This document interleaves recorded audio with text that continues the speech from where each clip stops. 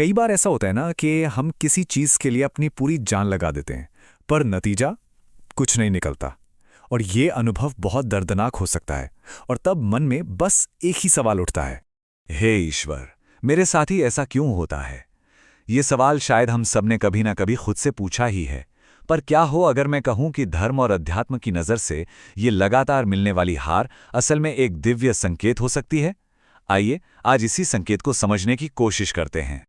तो जो सबसे पहला संकेत है वो हमें सिखाता है कि हमारा अधिकार सिर्फ कर्म पर है, उसके फल पर नहीं। और इसकी सबसे गहरी सीख हमें भगवद गीता में मिलती है। भगवद गीता का ये प्रसिद्ध श्लोक कर्मण्येवाधिकारस्ते मा फलेषु कदाचन हमें कर्म और उसके फल के रिश्ते को समझने का एक बिल्कुल नया नजरिया देता है। इसका मतलब बहुत सीधा और सरल है। हमारा अधिकार सिर्फ और सिर्फ अपने काम पर है, उसके नतीजे पर कभी नहीं। जब हम हारते हैं तो शिकायत करना, दुखी होना बहुत स्वाभाविक है। लेकिन ये श्लोक हमें याद दिलाता है कि हमारा काम तो बस पूरी लगन से कोशिश करना है, फल की चिंता किए बिना।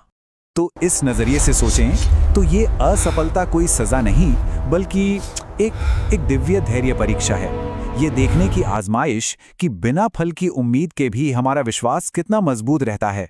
अब आते हैं दूसरे संकेत पर, जिसे हम हार समझ रहे हैं। वो असल में हार है ही नहीं, बल्कि एक दिव्य सुरक्षा है।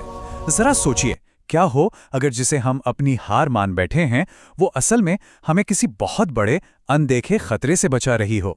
कई बार हम किसी एक लक्ष्य के पीछे एक अंधी दौड़ में भागते रहते हैं, ये सोचे बिना कि वो रास्ता हमारे लिए सही भी है या नहीं। और ठीक इसी मोड़ पर दिव्य हस्तक्षेप होता है। जो हमें अपनी हार लगती है वो असल में ईश्वर का हमें बचाने का एक तरीका हो सकता है।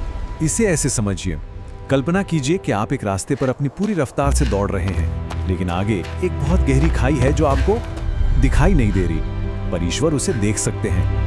इसलिए वो आपको उस रास्ते पर जानबूझकर असफल कर देते हैं, आपको रोक देते हैं। यह हार असल में सुरक्षा कवच है जो आपको एक बेहतर रास्ते की ओर ले जाती है। तो यहाँ सबसे जरूरी बात यह है कि हर असफलता एक इशारा है, एक संकेत कि शायद ब्रह्मांड के पास आपके लिए कोई दूसरी और शायद कहीं बेहतर योजना है। और तीसरा संकेत है भक्त की परीक्षा। ऐसा कहा जाता है कि ईश्वर अपनी सबसे कठिन परीक्षा अपने सबसे प्रिय भक्तों की ही लेते हैं। और इसका सबसे बड़ा उदाहरण हमें पुराणों में भक्त प्रहलाद की कहानी में मिलता है। वो मुश्किल से मुश्किल परीक्षाओं के बीच भी अटूट विश्वास की एक मिसाल हैं। जरा सोचिए, भक्त प्रहलाद को किन किन कष्टों से गुजरना पड़ा। उन्हें धधकती आग में बिठाया गया, ऊंचे पहाड़ से नीचे फेंका गया और यहाँ तक कि उन्हें जान से मारने के लिए जहर तक दिया गया।